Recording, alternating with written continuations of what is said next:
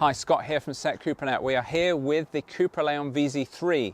This is the top spec hatchback, 300 brake horsepower, and guess how much it costs? £50,120. Now, you're paying £995 for the paint. This is called Taiga Grey. It's a kind of off grey, greeny colour. It's got green flecks in the paint, and it takes on different colours depending on the light outside. As it gets darker in the evenings, it takes on more of a greeny hue, which took me a while to get used to. Now, disclaimer, this is actually my car. Normally we get press cars from CUPRA and we have them for about a week, but I've had this for 3 months now. So I'll be able to give you a detailed review based on real world experience of owning it and living with it. So if we start at the front of the car, this is where the design has changed the most, I think, from the pre-facelift version. Now, CUPRA don't want you to call it a facelift because this is a midlife car. They feel the changes are so significant that they want to call it basically a new car. So it's called the new CUPRA Leon. It's largely the same, other than some bits that we're going to obviously talk about in the review. The main differences are the styling. So it's got a brand new front, very similar to the CUPRA Infotainment Tour that we've reviewed. Make sure you check out a link to that. We'll put in the description. We have a big open grille here at the front in this grey. We have the overhang here, which CUPRA call the shark nose design. You can see how it's got a shark nose. CUPRA badge has moved up here now, and we've got an intake here, a real one, and the fog lights there. Now, finishing it off are the matrix headlights. 3 triangle design that we've seen on the other models. Matrix headlights, I've never had them before in a car. They are so good. The technology is really, really clever, and I'm going to show you later in the review what that looks like at night. So if we take a look at the wheels, these are 19-inch wheels. These are a new design for the new Leon. And the discs are huge on the VZ3, 375mm discs, drilled as you can see. And we have these massive Akebono brake calipers. They are so big, they fill the whole disc. I think the wheels and the brakes and the calipers just look amazing. And they stop as good as they look. They're not too hard to keep clean either. A bit tricky to clean in behind this caliper. There is such a thin gap, so you'll need a very thin wheel brush if you want to get in and clean the inside of the rims. But small price to pay to have such good looking wheels and brakes. Side profile of the car hasn't really changed, other than obviously the wheels and the discs, the brakes. We have the side skirt now as standard on this, which we complained when the UK spec first came out on the pre-facelift. Things like the roof spoiler and the side skirt just weren't available, which was really frustrating. Things that really we felt should have been standard. So it's good to see it on the car now. Now, one thing to note as an owner, I've noticed it's quite easy to catch your foot and your ankle, or your heel, sorry, getting in and out of the car. So it gives me OCD. You've just got to be really careful to consciously lift your foot over it because it does stick out quite far. Not the end of the world, but just something to be aware of if you care about those things. So the rear of the car is where we've also seen some big changes. We've got the spoiler now as standard. We've got the light bar that goes across, and now the CUPRA logo is part of the light bar itself. So when you're driving, the CUPRA logo is lit up. We've got the 3 triangle design carried over from the front in the kind of 3D effect. We've got the CUPRA lettering there. This is called dark chrome, this badging here. I really would have preferred gloss black. I'm going to swap it out to get gloss black. Unfortunately, it's not yet possible to get the VZ badge in gloss black as well. So I'm going to get that painted and put that on because I think the black just really would set off this color nicely. It looks black at certain angles, but in others it kind of gets lost. Just personal preference. So at the bottom, we've got the gray bumper. We've obviously got the camera here and the parking sensors. We have a 3-fin diffuser, which is in the body color of the car. And we have a quad exhaust setup. Now, these are in matte black, and I love the look of the exhaust, but they are not real.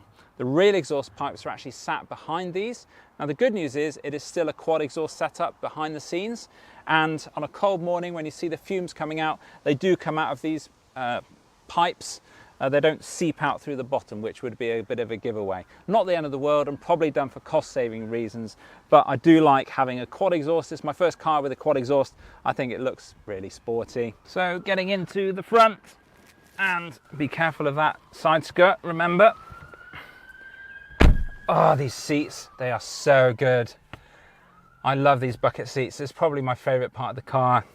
Well worth it. They are the most comfortable seats I've ever sat in any car. Believe it or not, this is actually the first time I think I've sat in the back of my own car, so this is a novelty. So first impressions are I have loads of legroom. The seat is set up for my driving position at 5'10", And I've got loads of room for my knees and my feet, perfectly comfortable. In terms of head height, I'd have to be pretty tall for it to be an issue for me. It's certainly not. The armrest folds down here. You've got 2 cup holders in there, and you can fold down the ski hatch part as well. Gives you access to the boot, and if you wish to push some skis through or anything long that you're transporting, you can do that. There are 2 holes here on the seat which I can put my hands through and grab on for dear life if the driver is driving like a lunatic, which of course we do not recommend or condone here at SEAT-CUPRA-NET. So I'm going to show you some of the settings and features of the infotainment system, which has been slightly upgraded for this model. If we go into vehicle first, you can see here it's on status currently, showing you everything's all okay. I like that we get a 3D model of the car, although being pedantic, those aren't the wheels on my car. I think those are the VZ2 or VZ1 wheels. Yeah, so if there were any warnings, you would be able to go into them here. Driving data, we'll take a quick look at that. You can see long term, I've nearly done 3,000 miles now. 29.9 is my average miles to gallon. If we go into vehicle, where you can change most of the settings here in the car. So I'll take you through each one. You have headlights, so you can change the switch on time for them to come on in the rain.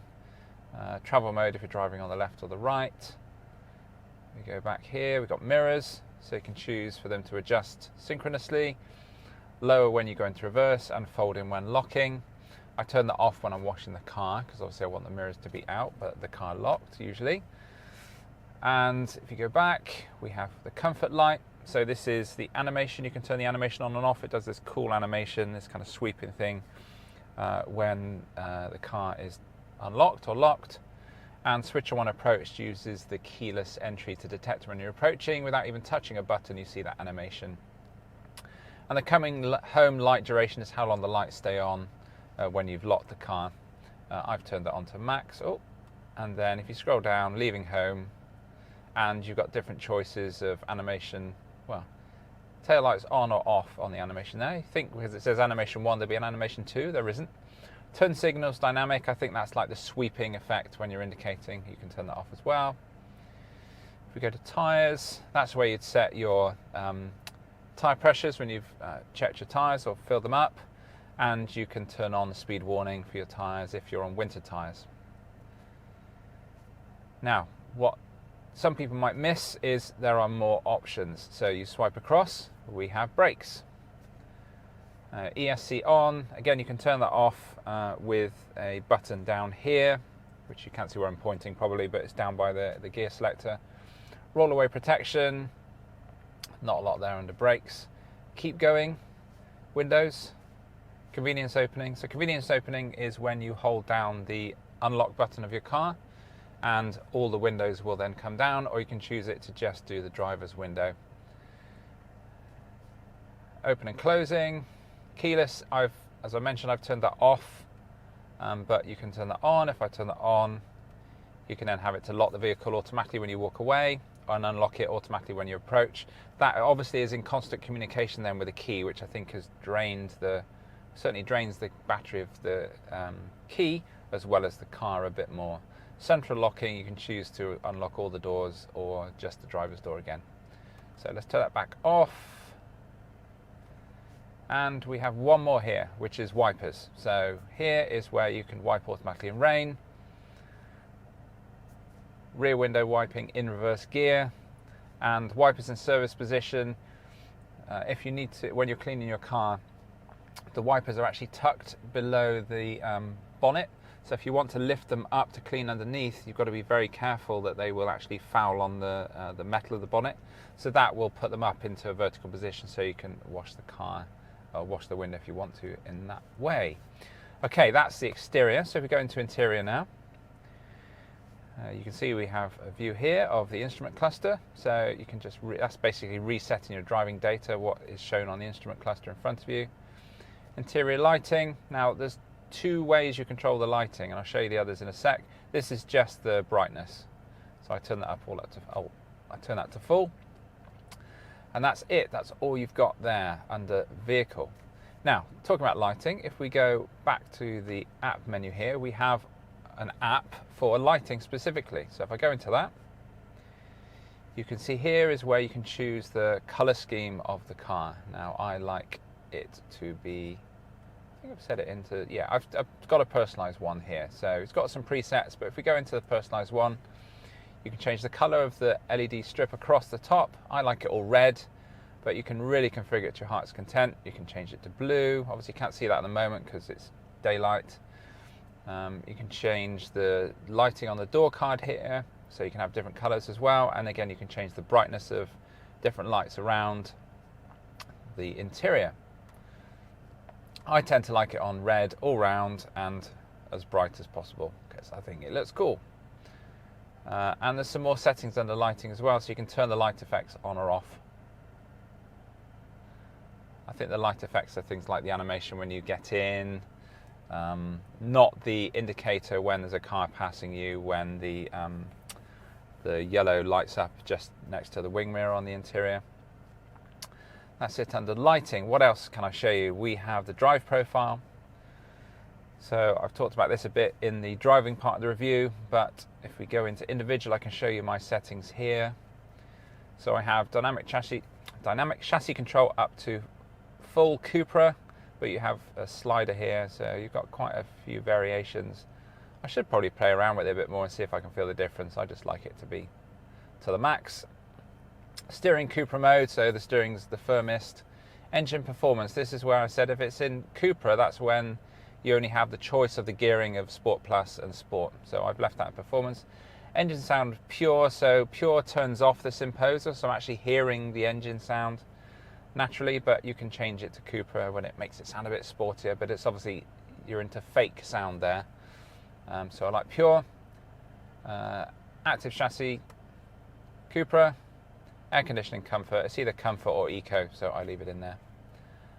And that's that, that's my drive. Oh, I nearly went out of CUPRA slightly there, back in.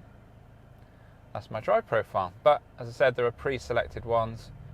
Did you hear that? Immediately, you've got the fake engine sound there. It's gone, so I hope you can hear that over the air conditioning. Boom, there you go, there's that fake sound. Okay, that's drive profile. The last used apps are up here. This is Android Auto, which I use most of the time. I've got seats as well, so you've got the heated seats and you have this automatic heating control. So it learns from your profile how you like to heat your seats. So what level you turn them on, under what temperatures you turn them on.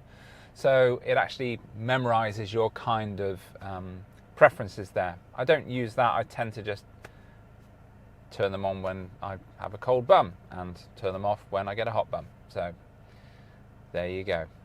Tells you about the air conditioning. It's not air conditioning, that's got to be a translation error. There is no air conditioning of the seats. Yeah, just some information there. And settings here.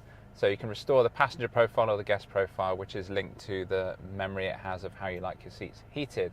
One thing that I find is really helpful is this drop-down menu here. So it's a quick access menu that's available at all times wherever you are on the infotainment system, and you can turn off lane assist quickly. Oh, be careful, I nearly changed language here. Let's get out of that. You can turn off lane assist, you can turn off speed warnings. I forget what that's called. When your engine, there you go, stop start. So you can turn on stop start, Bluetooth, Wi-Fi, turn the sound off. I think TP is traffic announcements. Haven't used that for a long time. So yeah, really quick and easy if you want to just turn off the annoying assistants. But you have to do it every time you start the car because they get reset. Steering wheel is as you come to expect from CUPRA cars these days. There's no changes to steering wheel design other than we have black gloss surrounds on the buttons now instead of copper. We've got nice physical buttons which are nice and responsive. You don't accidentally trigger them like you do on cars with touch controls. So I'm glad that they've kept the physical buttons. That would have been a deal breaker for me. I would not have bought this car if it had capacitive buttons there. You've got your flappy paddles. You've got your button for the heated steering wheel here. Cruise control options here, radar, volume for the music and stereo. View button here, and you can change your view mode for the virtual dashboard. You've got a few different view modes. I've settled on the one that I had on just now, which gives me everything I need. Got the music on the right hand side in the middle there that's playing, the speedometer, radar in the middle. You can see obviously if you've got the adaptive cruise control, if there's a car in front, how far you are away, and the rev counter on the left hand side, also showing the power and torque percentages because it looks cool. There are quite a lot of things on the screen at any one time. It does take a while to get used to when you first get into the car if you're not familiar with it, but over time I've got used to it and I know where everything is. I think the fuel gauge, which you probably can't see on the camera, is just a very small bar with the number of miles remaining. Just feels a little bit pokey down the bottom there, like a bit of an afterthought where it was stuck on. But overall, I'm pleased with the steering wheel, the steering position, very comfortable to drive. Everything you need is accessible. The infotainment screen is within reach. It's nice and big, it's clear, it's responsive. Yeah, very happy with the interior. Let's get the stats out of the way first. We have a 0 to 60 time of 5.7 seconds. We have a top speed of 155 miles an hour. Now that's achieved with 300 brake horsepower and 400 Newton meters of torque under the bonnet. Now something that Cupra have added to this car that we didn't see on the previous version is something called turbo preloading. Now what that means is the turbo is held spinning for longer, which makes the car just that bit more responsive, and I can feel the difference. This is something that was also introduced in the new GTI Clubsport as well, which this car is a sibling with. It's pretty much the same car under the bonnet. Now something else that's changed is the gearbox when you put it into CUPRA mode. So you hold down the button, put it into CUPRA mode, and it's gone into S+. Now S+ is a new mode that we didn't have on the pre-facelift. I don't know if you picked up that pop in the exhaust when I did that. It's holding, we're at 41 mile an hour and it's holding in third gear. The revs are held really high, and S+ is basically crazy mode. It is super responsive, you get all the pops and bangs, and if you want to go down, what used to happen was you went down from S mode, you went into drive mode, but in CUPRA mode now, you only have a choice of S mode or S+ mode.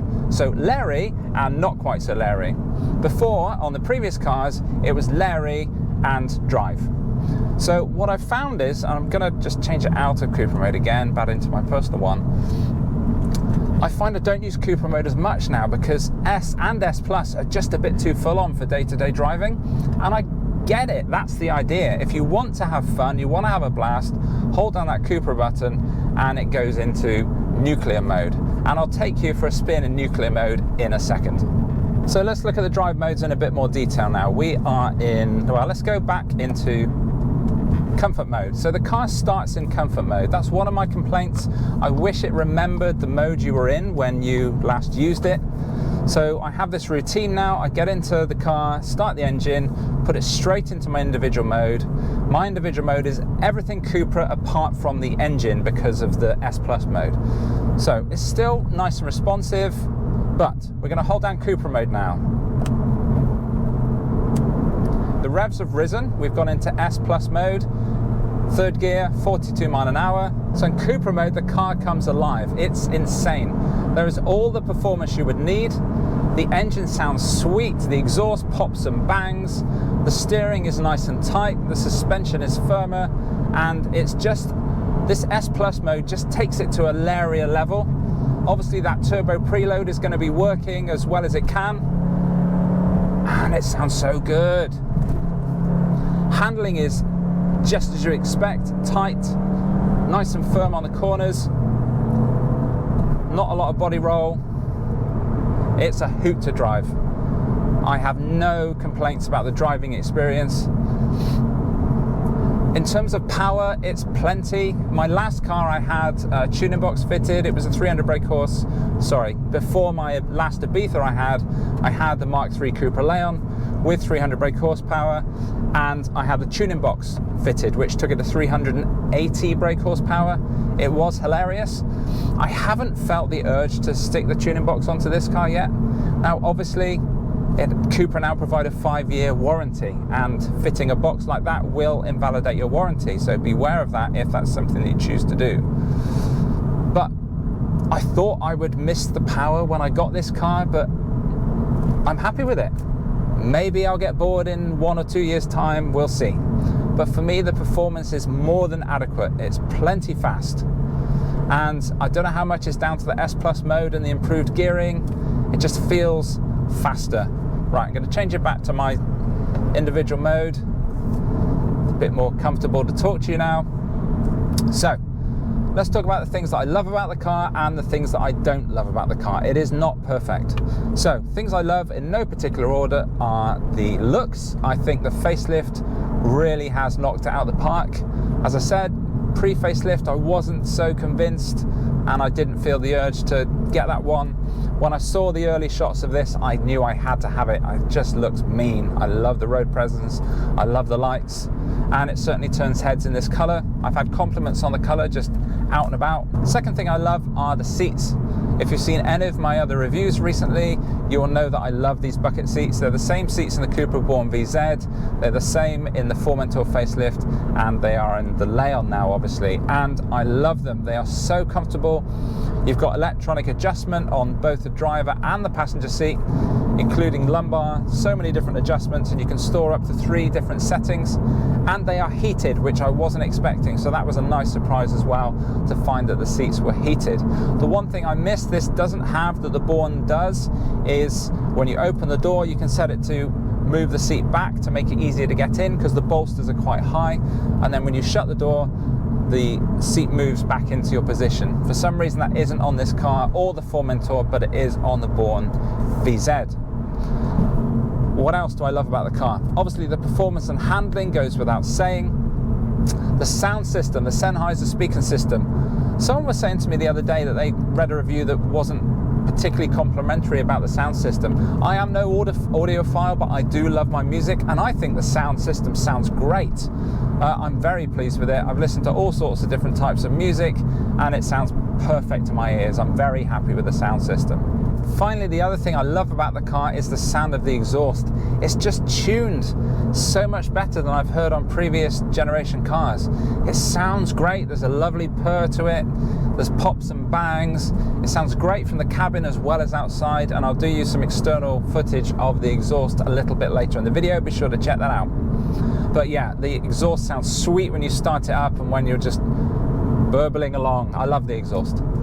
So what do I not like so much about the car? Well, as I've said, I wish that the drive mode remained when you switch the car back on, or when you start the car from how you had it before. I have to, as I said, get into this routine and keep changing it out of comfort mode every time, so that's a little bit frustrating.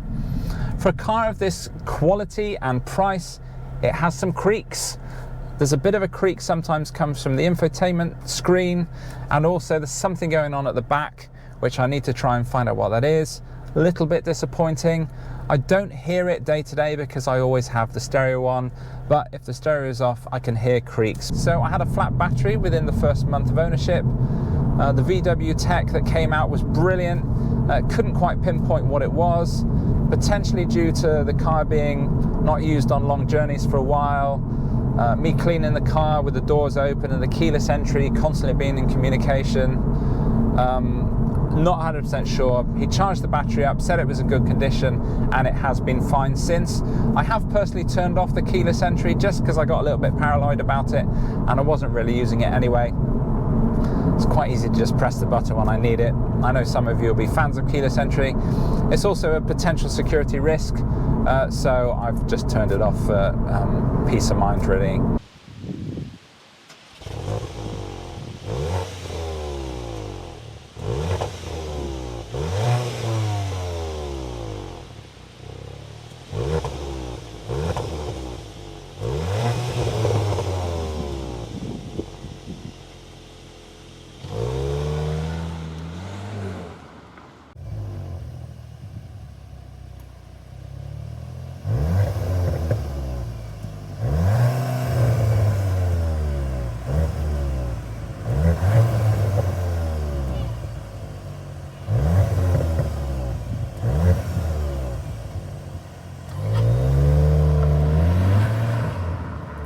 Right, get ready to watch the lights change and light up the whole height of the hedgerow.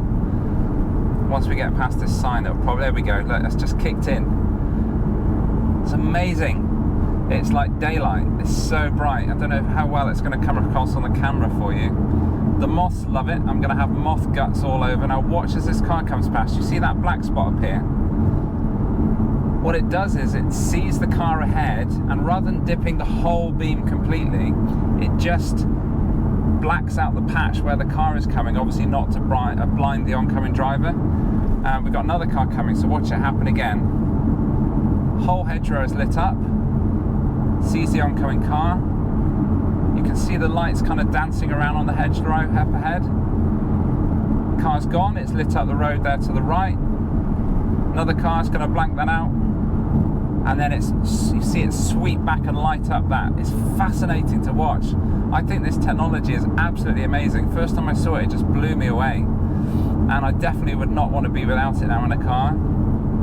It's definitely well worth the investment if you ask me. Another car coming, there we go. You can see that's just completely blacked out, and as the car passes, it lights up again.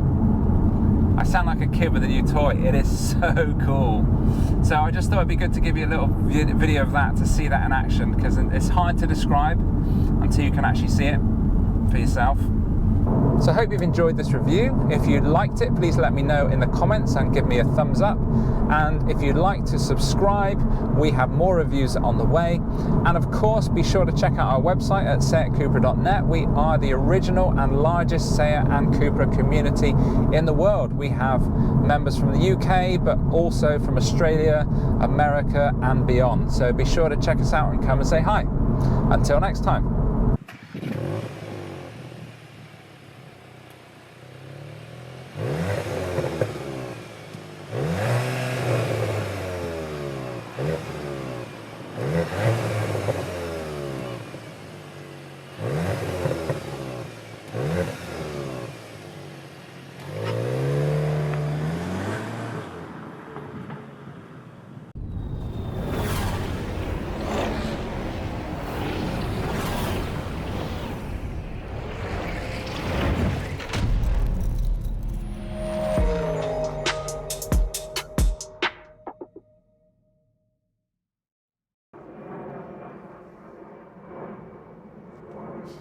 Got to wait for the planes. In between planes.